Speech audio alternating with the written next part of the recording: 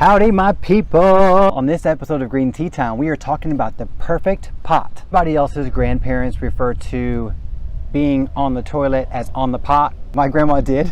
Shout out Betty Banken. She'd be like, what were you doing in there? Were you on the pot? Yeah.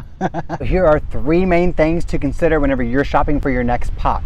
Number one, drainage. It's super important you find a pot with drain holes in the bottom. You gotta keep the water moving or else the plants will drown, okay? Two, look into porous containers. Terracotta, clay, concrete. These help to allow air inside to circulate around the roots and also help to pull out excess water. Third thing to consider, weight.